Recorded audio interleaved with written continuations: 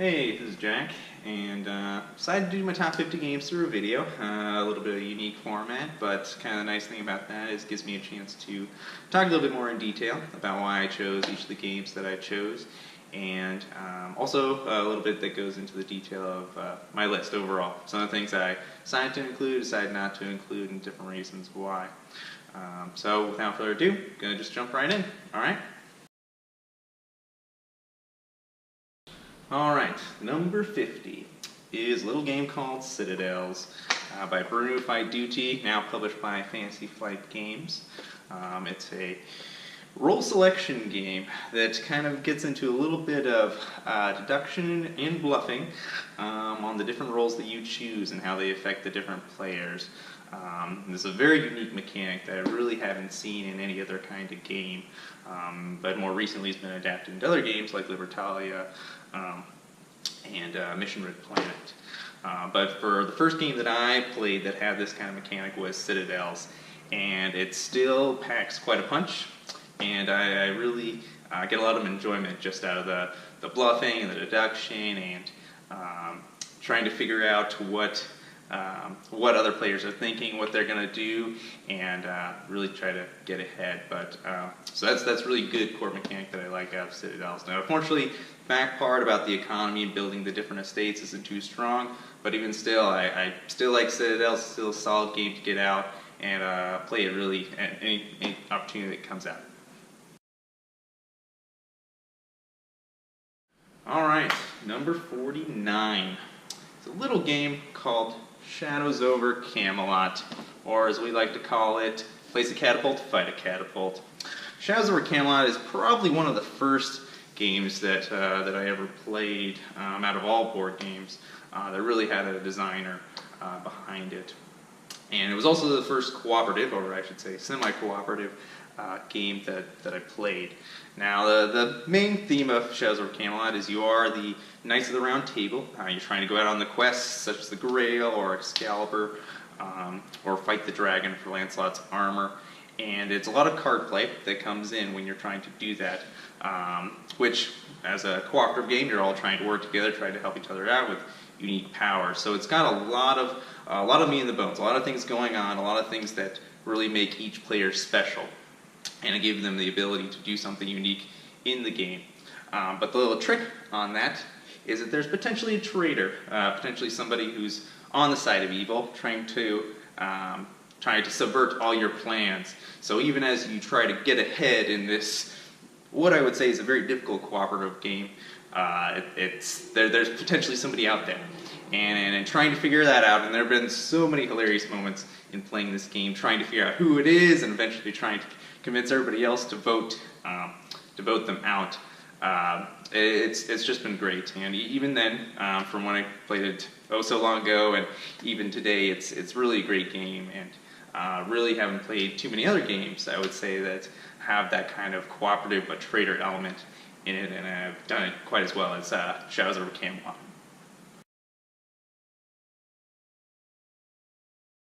Alright, number 48, there's a couple of caveats that come with it. So some of the games on this list are definitely games I do not own, which is okay as long as they're in the game group and they get good consistent plays. That works for me. Another thing that I really don't like about doing anything on the top 50 or saying it's my favorite games are games that I only get one play in. Because in my mind, the first game is really a learning game. You don't have much of an opportunity to know what's going on, understand the strategy, develop that strategy, and really see how the game kind of plays out. Now, there's a few exceptions on my list of that case, and this is the first one that comes up. It is Manila. Manila is a game where you're all different merchants or traders, and you're trying to speculate on the profitability of these 4 different goods that are being traded. And so you're trying to make the most by investing in those different goods and pushing them along down the river to increase their value round over round. But the little trick in there is that you can not only somewhat control how the boat moves, but also whether or not you think the boats are going to be successful, or whether or not you think the boats are going to be unsuccessful, or maybe if you can jump in on the boats and completely pirate it and take it over. So it's a really good game. It's got a lot of different little mechanisms in it, like I was talking about, for speculating on whether they're going to make it, or harming them and stopping them from making it, or speculating whether or not you're going to be able to jump in on that boat. So even after one play, I can kind of say it's a really neat game that I really want to get back to the table and try out. So hopefully. Alright, number 47. Without Intention is another Bruno Cathala game, also another Days of Wonder game that I played a little bit more recently, and that is Five Tribes. Five Tribes is a Mancala style game where you're trying to move these different tribes across this grid map by gathering them and dropping them off as you go, and then maximizing on a certain location to either have all of one tribe do a different action, and all the different tribes do something, like the assassins kill other tribesmen, or the merchants take up these goods, or the builders take advantage of the buildings and the spots that they're on and surrounding. So I really never played Mancala, but for this kind of a game, I've never played anything else like it. And with enough time, which that's the one caveat on this, is that you need a lot of time to play this, because it is a very thinky, very crunchy game. It really has a lot of opportunities, and it really has a lot of different strategies you can go down, and the board's ever changing, and so you can never really plan out exactly what you want to do. And that kind of level of deep strategy is really, I would say, unique to Five Tribes. And so all the times I've played it, really solid, really thinky, really close games. And I would say, just because of how deep and how ingrained it can get, it's a really interesting game. So there it is at number 47, Five Tribes.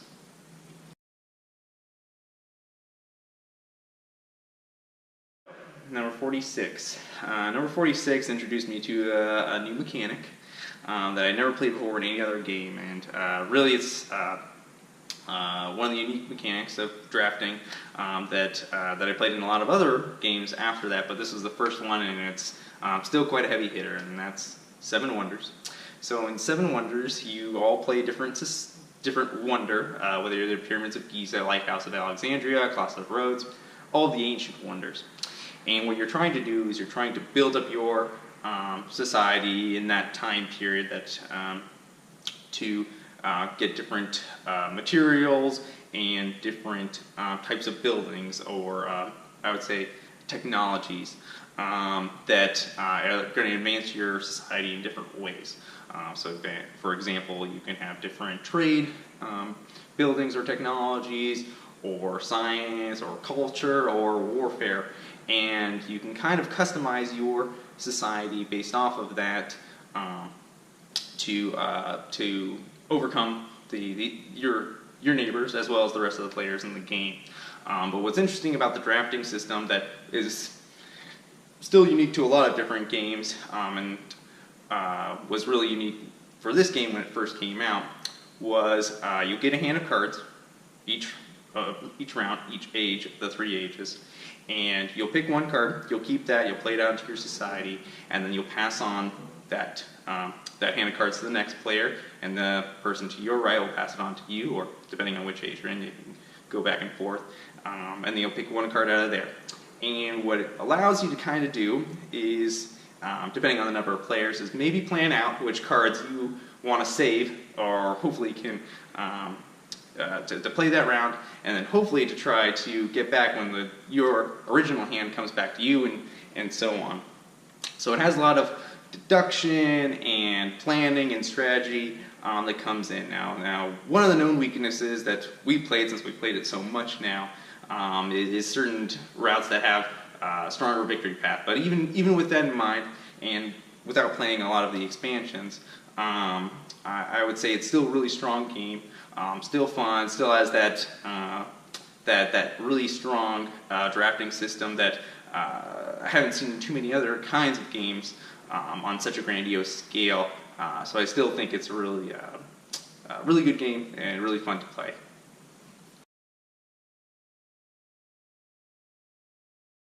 Number 45.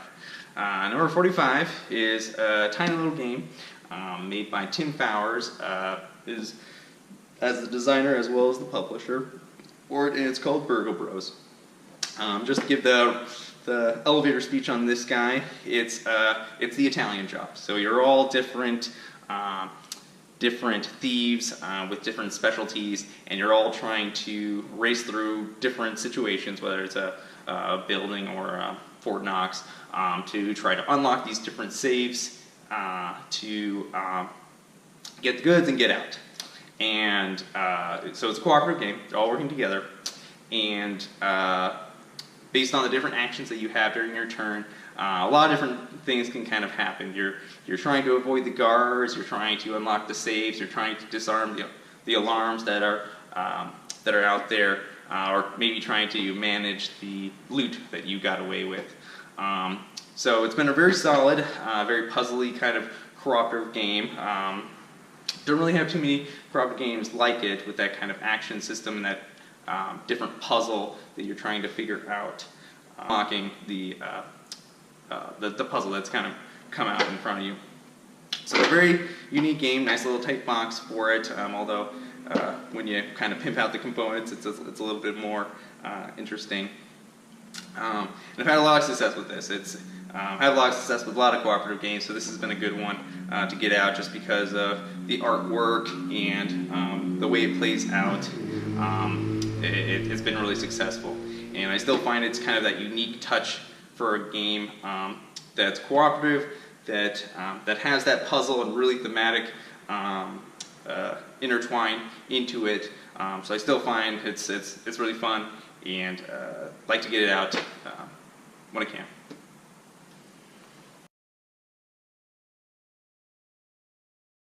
All right, number 44 is a game by one of my favorite designers, Vlaada Chvátil, and it's Galaxy Trucker.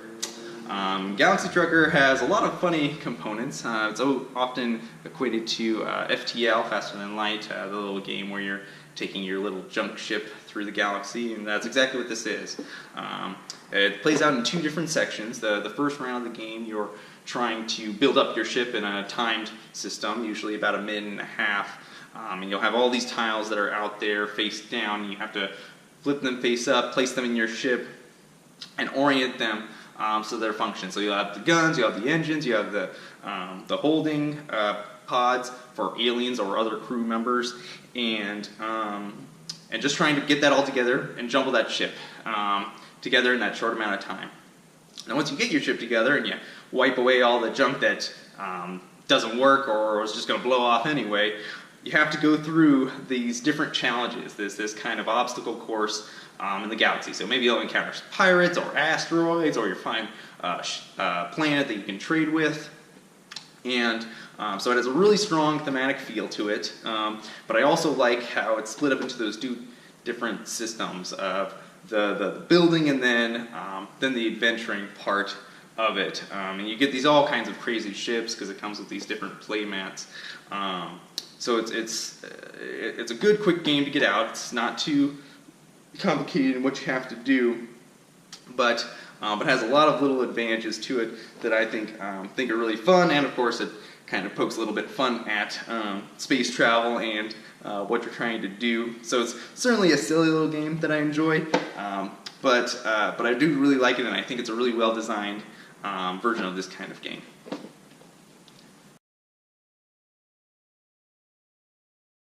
So my number 43 game is one of the first worker placement games that I ever played, and I would say it's kind of led to love of a lot of different worker placement games, but I think it's still a very strong competitor for it, for that type of genre.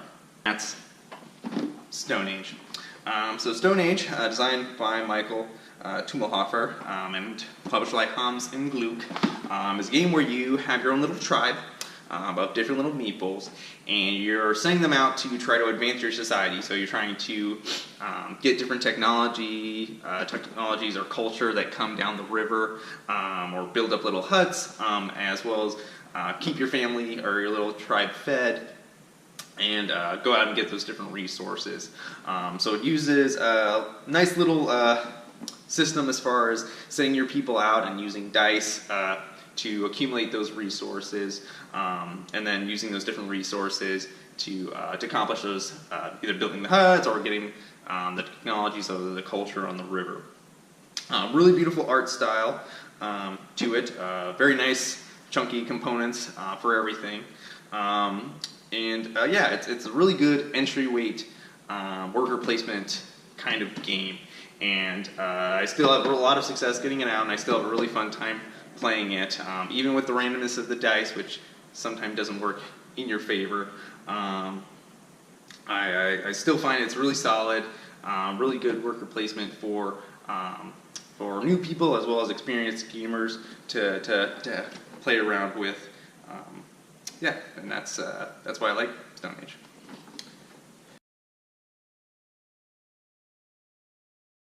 Number 42 is Richard Hamblin's Merchant of Venus. This is second edition, published by Fantasy Flight Games now. And it's, you'll see a trend kind of in my list. It's a pick up and deliver game, or it's a little space trading game, where you are a merchant in the galaxy, and the galaxy's kind of been disbanded in the universe by this plague, and so now all these merchant networks need to be reset up, and that's what you're doing. Is you're going out with your little ship along with the other players, and you're exploring these new civilizations, and you're setting up trade networks where you know different planets have a need for a certain good, and certain planets will supply that good. And you're trying to make the most out of it.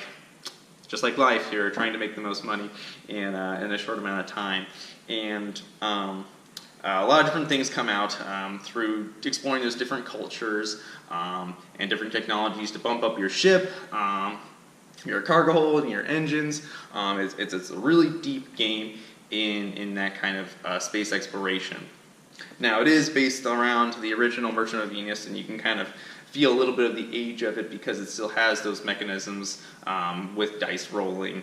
But I still think it's a really thematic game, and it does a great job at that pick up and deliver mechanism, and just giving you a good balance between strategy and luck in trying to plan out your trade network and exploring the different parts of the galaxy.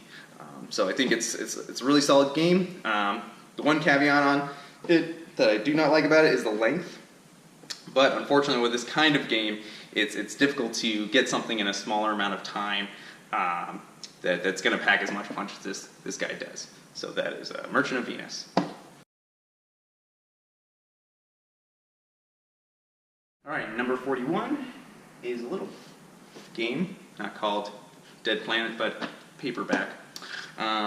Paperback is a deck-building word game, which has a very strange combination, and the first time that I heard about it, I was instantly intrigued. So the game that Tim Bowers designed here, same one from Burgo Bros, is a situation where you have different letters out there, and just to kind of give a brief summary of a deck-building game, is you start with a hand of cards that have different letters in them, but they also have a little currency value that they generate. Usually they'll generate $1. And then for all the other letters out there that you want to buy, they'll have a dollar value associated with them that'll be higher, or maybe the same.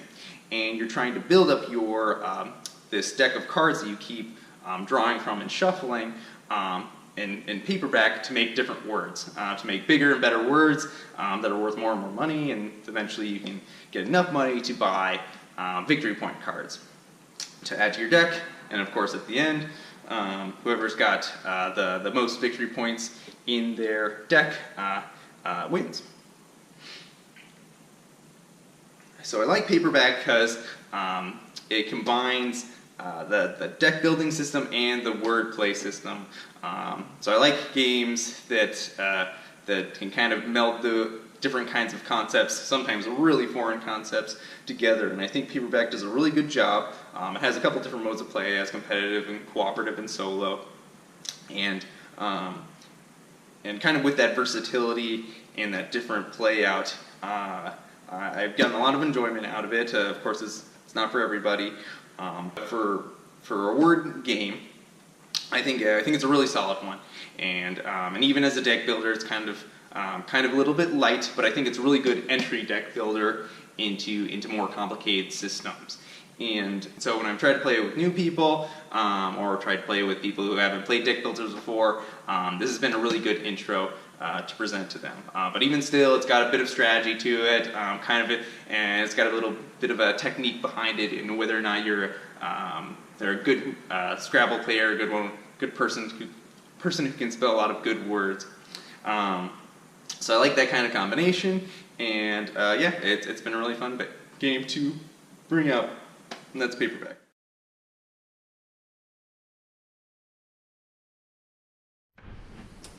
So that was my first top 10.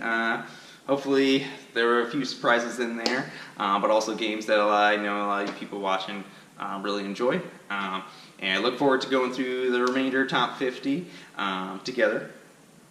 And let me know what you think about this video, as well as about the different games I've picked. I know the quality of the video and probably my editing skills aren't that great, but this is my first try at it, and hopefully it's a good solution. Alright, I'll see you guys later.